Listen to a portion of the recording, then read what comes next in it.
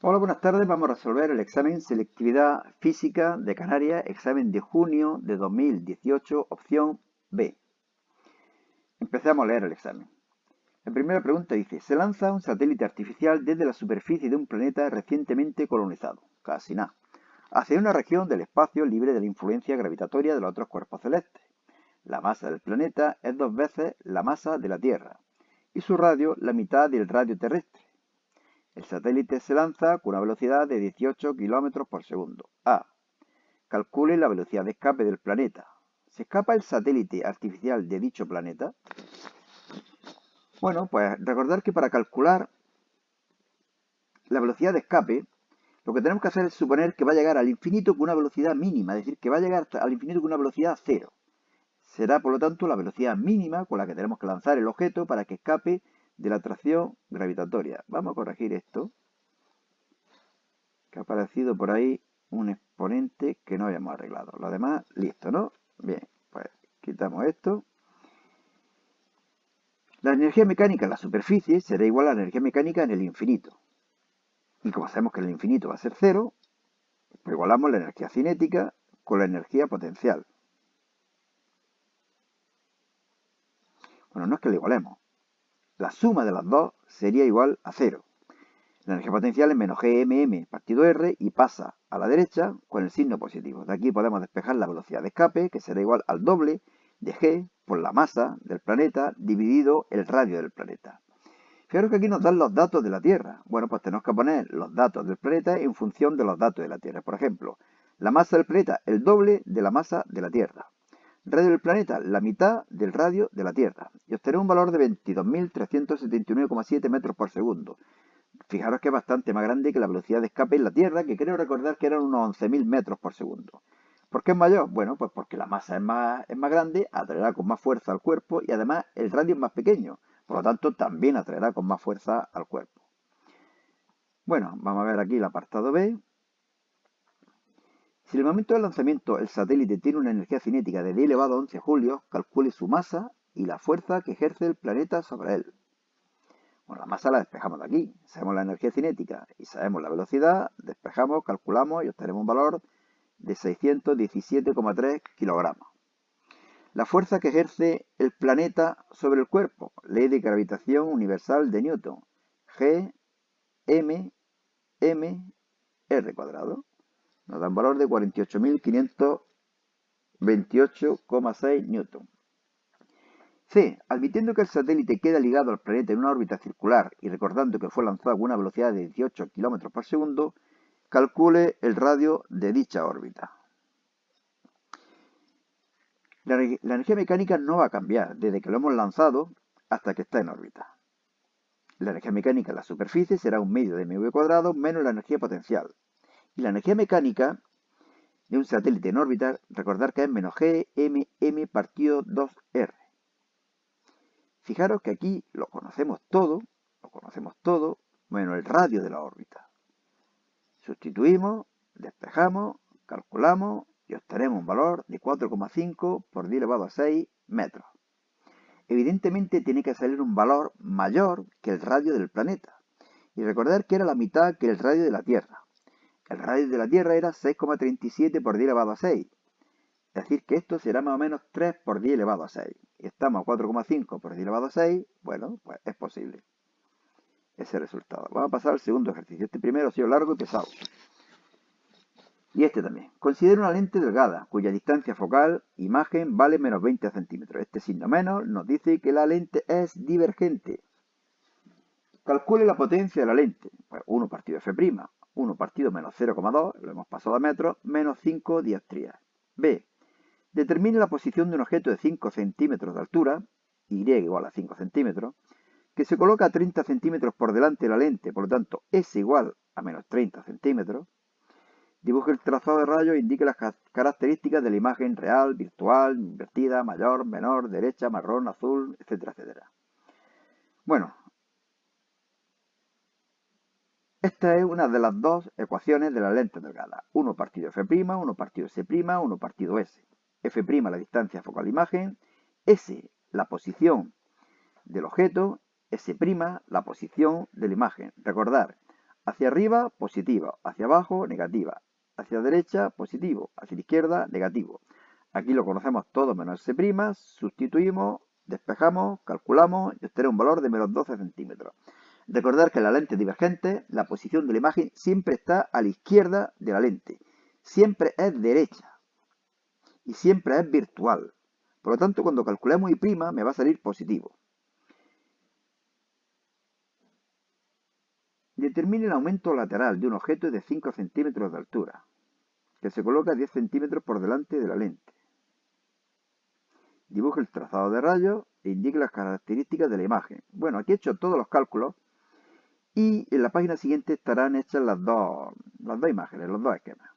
Aquí vamos a calcular S' menos 6,67. Aquí calculo I' partido I, calculo I. Bueno, calculo I' partido I, puesto que lo que me piden es el aumento. No me piden el tamaño de la imagen, sino el aumento lateral. Me da un valor de 0,668. Bueno, y aquí en la siguiente página supongo que estarán los dos dibujos. Sí, aquí los tenéis, ¿de acuerdo? Espero unos segundos por si queréis verlo con detenimiento. Aquí tenemos el objeto, lente divergente, para allá. Bueno, siempre digo que aquí se trazan o se pueden trazar infinitos rayos. Los profesores solemos explicar tres. El que pasa por el centro de la lente que no se desvía, el que va paralelo que se desvía separándose del eje óptico y cuya dirección hacia atrás daría con el foco imagen, donde se cruzan es donde se forma, se crea la imagen, y hay otro tercer rayo que es el que se dirige hacia este foco. Al llegar aquí se refracta paralelo al eje óptico y allí hacia atrás se cruzaría en el mismo sitio. Pero no tiene sentido dibujar más de dos rayos. Todos los rayos se van a cruzar aquí. Y por lo tanto, sobre todo, al hacerlo con lápiz y con regla, si no tenéis mucho cuidado, tres rayos no se van a cruzar en un punto. Es casi imposible. Se van a cruzar en una zona. Y por lo tanto, yo creo que casi es mejor que tracéis dos rayos solamente. Hacerlo con el máximo cuidado que podáis. Este rayo es muy fácil de trazar. Este ya es algo más difícil, hay que trazar una paralela. Este también, etcétera. Bueno, como veis, este de aquí igual. Y vamos a pasar a hacer el ejercicio número 3 de electromagnetismo. En una región del espacio existe un campo magnético uniforme dado por B igual a 2 por 10 elevado a menos 5 y teslas. Yo lo he representado así, X hacia adentro, Y hacia arriba y Z hacia afuera, para que se vea más claramente en este dibujo. ¿De acuerdo? Pero el caso es que B está en el eje X. X hacia adentro, ¿no? Por lo tanto, B hacia adentro. Calcule el vector fuerza magnética que actúa sobre una partícula de carga Q igual a 10 elevado a menos 6 que entra en dicha región del espacio con una velocidad V igual a 5 por 10 elevado a 5K, es decir, en el eje Z. Z lo he representado hacia la derecha. Ya digo que es para que se vea más claro en este esquema. ¿De acuerdo? Bueno, aquí lo único que tenemos que hacer es aplicar la regla de la mano derecha. V viene indicado por el dedo corazón. Bueno, en primer lugar, los tres dedos formando 90 grados en la mano izquierda. V, corazón. B, índice. F, fuerza, pulgar. Yo para acordarme pienso en voleibol, baloncesto, fútbol. V, B, F. Índice. Perdón, índice no. Corazón. Índice, pulgar. V, B, F. Corazón, índice, pulgar. Bueno, pues si aquí aplicamos la regla de la mano izquierda, V hacia la derecha, B hacia adentro y F me queda hacia arriba. Y aquí trazaría esta trayectoria la partícula cargada positivamente, supongo. Sí, 10 elevado a menos 6. Si hubiera sido negativa, hubiera hecho lo contrario, ¿verdad? Hacia acá. Oye, aquí estoy viendo que esto está muy separado. Vamos a juntarlo para que quede ahí bien. Ahora, perfecto. Valor de la fuerza. El módulo sería la carga en valor absoluto, VB, seno de alfa, lo conozco todo, ángulo de 90 grados, 10 elevado a menos 5 newton. Como F va en el sentido positivo del eje Y, pongo aquí un más, que no se pone, vector unitario J. Pasamos a hacer el 4. Hombre, un ejercicio corto. De física relativista. Un observador en reposo respecto de una varilla realiza una medición y obtiene una longitud y una masa de 10 metros y 25 kilogramos. ¿Cuál será su longitud y la masa de la varilla medida por un observador que se mueve con una velocidad de 0,5 c respecto de la varilla, a lo largo de la dirección que define la varilla? Bueno, lo primero que hacemos, casi sin pensar en nada, esto es evidentemente un problema de relativismo, es calcular el factor de Lorentz. 1 partido de raíz cuadrada de 1 menos v cuadrado c cuadrado.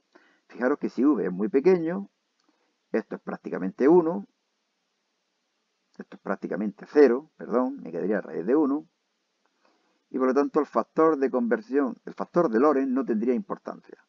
Aquí nos da un valor, cuando sustituimos, de 1,155. La longitud que medirá el observador que se mueve será igual a L sub 0 partido gamma 8,658 metros. Es decir, se produce lo que se conoce como contracción de la longitud. La masa es igual a la masa en reposo por la masa medida en reposo por el factor de Lorentz. 25 por 1,155, 28,875 kilogramos. Se produce un aumento de la masa cuando los objetos se mueven a gran velocidad. Y pasamos a hacer el ejercicio 5, el penúltimo. Bueno, teoría pura y dura, así que lo voy a dejar que lo leáis con detenimiento. Aquí nos dice que hablemos de las interacciones básicas fundamentales de la naturaleza y además formule vectorialmente las leyes de fuerza de gravitación universal y de la electrostática. Aquí tenéis la fuerza de gravitación, aquí la electrostática, las interacciones fundamentales son la gravitatoria, la electromagnética, la nuclear fuerte, la nuclear débil. Y aquí hacemos un esquema de la interacción entre dos cargas del mismo signo. Podéis pausar el vídeo, leerlo con detenimiento. Y yo paso a hacer el ejercicio 6, que parece que también es teoría. Explique en qué consiste el fenómeno ondulatorio y cite dos ejemplos reales. Uno en el que la onda sea longitudinal, por ejemplo el sonido, y otro en el que la onda sea transversal, por ejemplo la luz. Finalmente escriba la ecuación general de una onda sinusoidal e indique el nombre de los parámetros que aparecen en ella, así como sus unidades en el sistema internacional. Bueno, pregunta, ya digo, totalmente teórica. Aquí la tenéis, podéis pausar el vídeo y aquí ya nada, el siguiente examen, que es el de septiembre, que colgaré en el próximo día. Pues nada más, suerte, echad por la sombra y alejaos del bicho y del brócoli. Hasta luego, Lucas.